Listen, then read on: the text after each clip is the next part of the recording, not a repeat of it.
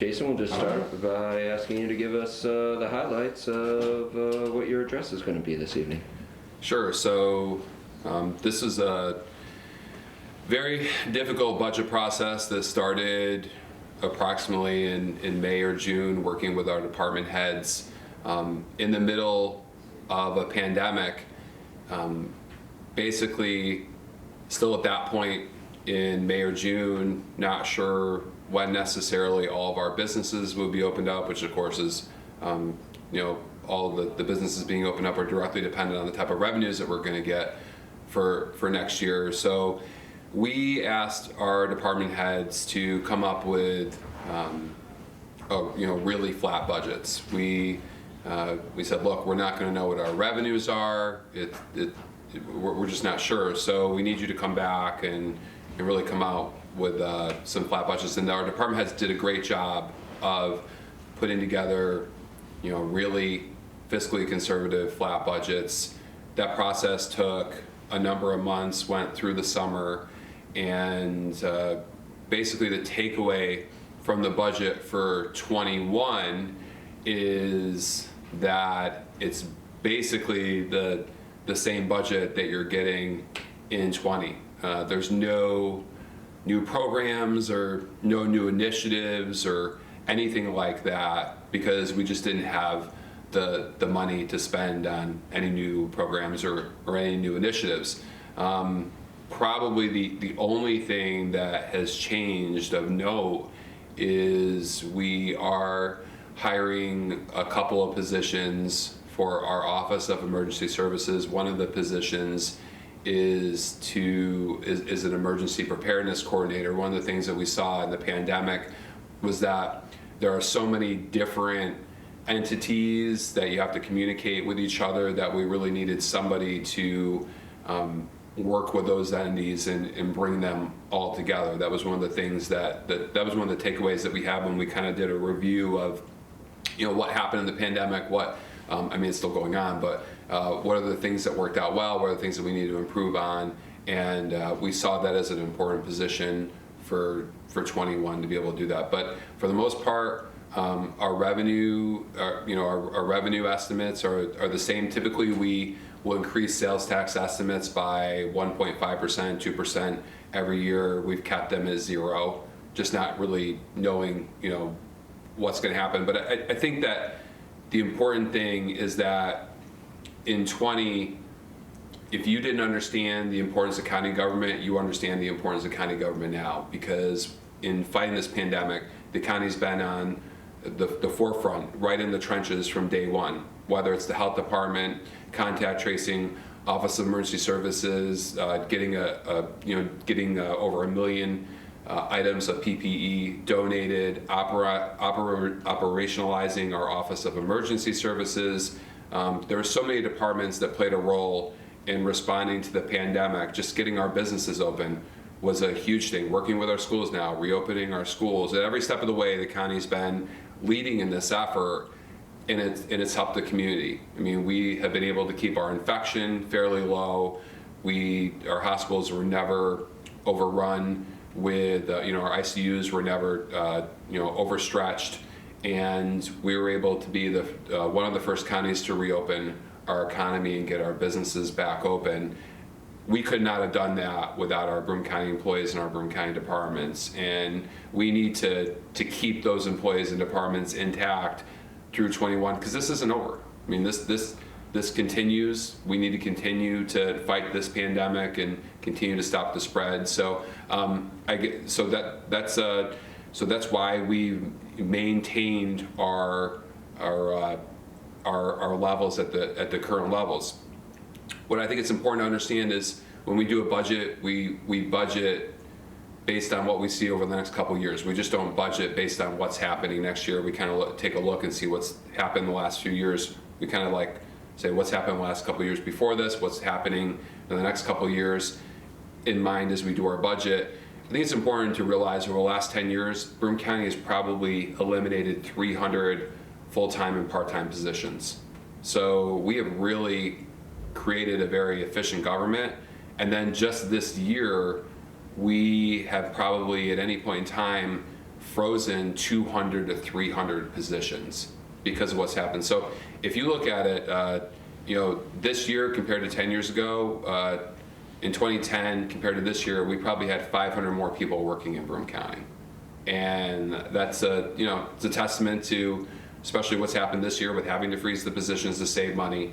And county employees are doing more than they've been ever asked to do before. So, and it's important because if we didn't have Broome County, we didn't have our health department, Office of Emergency Services, all of our other departments, we would have not been able to successfully fight this pandemic, and we would be in a lot worse shape. So, the bottom line of the budget is a flat budget, and it basically maintains the same types of services that we've come to expect over the last few years and keeps the budget flat.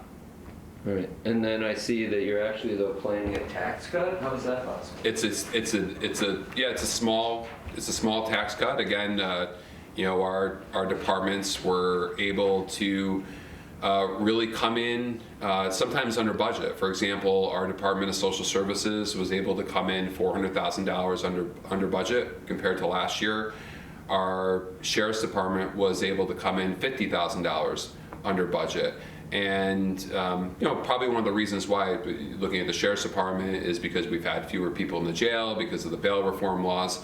That number goes up and down a little bit, but both of those departments did a really good job of staying under budget. And those are some of the larger departments. Really, the county has 3 or 4 large departments that, depending on how things go in the budget, it can really make or break you. We have 40 departments, but 5 departments probably comprise 80% of all the county spending. Certainly DSS is one, Sheriff's Department is another. So those departments came under budget. They did really well, which helped us overall with our budget. Yeah. Now you mentioned all those positions that are frozen. How much longer do you foresee not filling those frozen openings? So that's another announcement that we're going to be talking about in our budget. I mean, we will continue the hiring freeze through next year. So we're continuing the hiring freeze through the end of this year, and then we will continue it in 21 with careful attention paid to what the revenues are. So we get revenues from sales tax every couple of weeks. We get casino revenues that come in. We get reports every week on that. We've got county employees that are just watching those revenues like a hawk, and depending on how the revenues go, if those revenues come in the way they're budgeted, then we can start to fill those positions. But if they don't come in at what we budgeted at, those positions won't be filled. So we're going to continue to use the hiring freeze as a way to respond to how the revenues come in, and that's the difficult thing, right? So at one point in 20, we were, except for the most essential businesses, everything was closed down. And that caused, especially in the first month or two, that caused a huge hit on our sales tax revenue and many other types of revenues. Now we're at the point where most of our businesses are open. There's a few different types of businesses that still remain closed, but most of them are open with restriction. We're anticipating that they will remain open, and as we get into 21, the restrictions will, the state will start to relax some of those restrictions. For example, the 50% restriction on restaurants, the 25% restriction on casinos. We think that our numbers are very good throughout the southern tier. It's what the state bases how much we can open our economy on. And we think those numbers will just get better and better as we go through the end of this year and we get into 21. So when you budget, I mean, with sales tax, are you now seeing with your latest reports from the comptroller that the deficit is narrowing based on what you might have earned a year ago? Where are you running with sales tax, and is it already on a... So sales tax initially was down like, a tremendous amount. What's happened is it's leveled off, but it's been at the same level for the past 2 or 3 months. So initially when this first started and everything was shut down, we were down 20-30% in sales tax, and that's understood.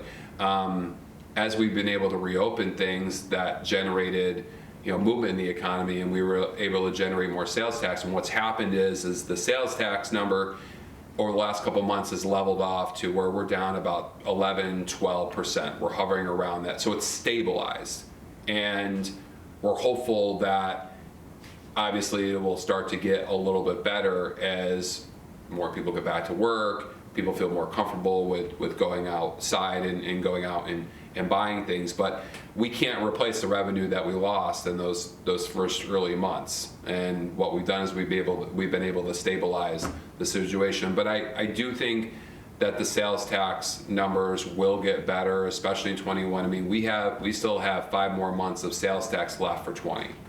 And then we have the 12 months of sales tax for 21. So I think we're going to be in a much better position. I mean, you think this is probably the worst thing that you could have predicted. I mean, nobody could have predicted it, but this is probably the worst thing that could have happened this year, with businesses just totally shutting down. Don't think we're going to be anywhere near that situation in 21.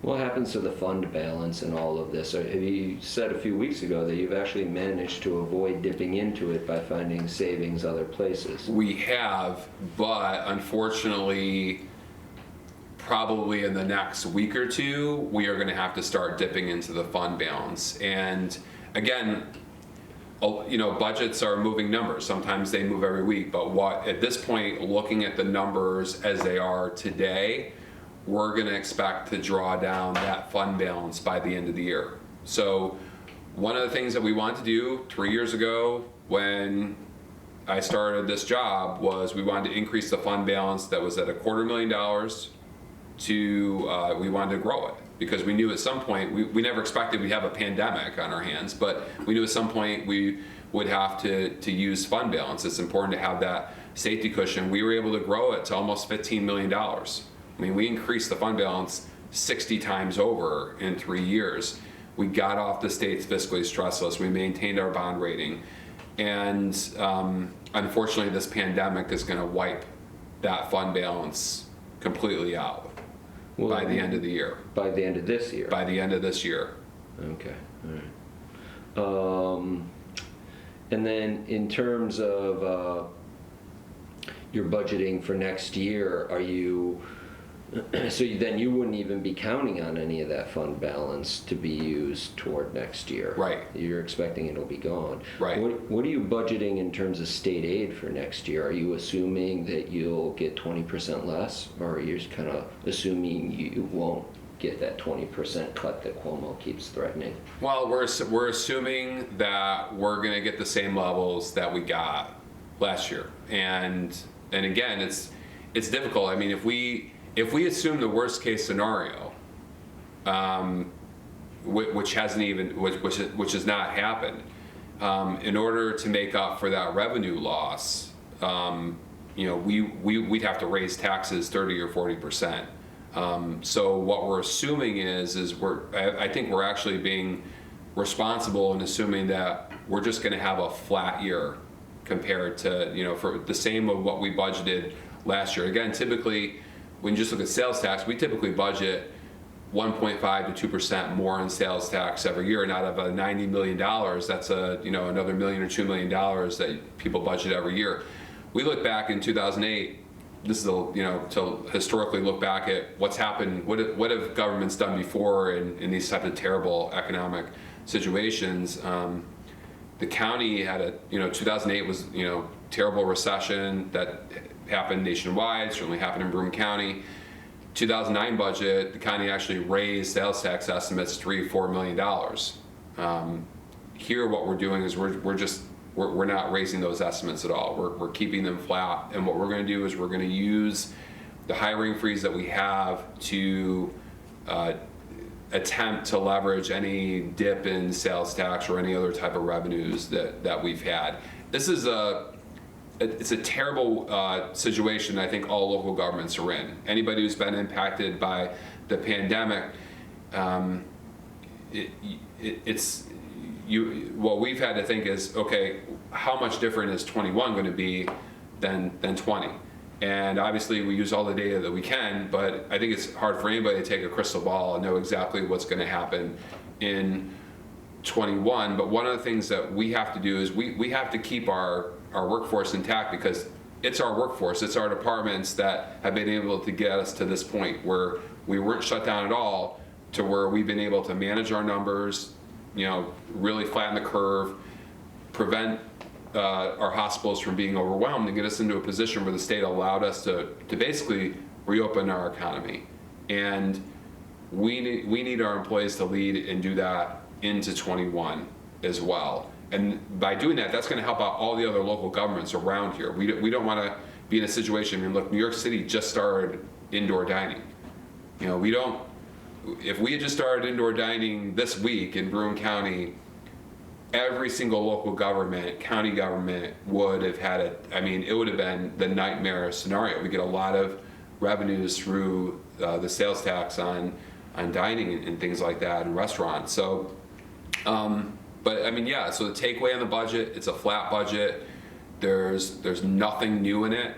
My budget address will be the shortest budget address I've ever given, just simply because there's nothing new to talk about. It's a flat budget, and it's a pretty responsible budget. And one of our goals was to basically keep the tax levy the same, which is basically what it is, with a very minimal tax cut, because we figured in this day and age, when you've got people that are trying to figure out how to make ends meet, maybe they don't have jobs, the unemployment rate is certainly up, or maybe they're not getting raises this year because of the economy. The last thing they need to see is huge tax increases as well, adding to their already difficult situations with trying to pay the bills.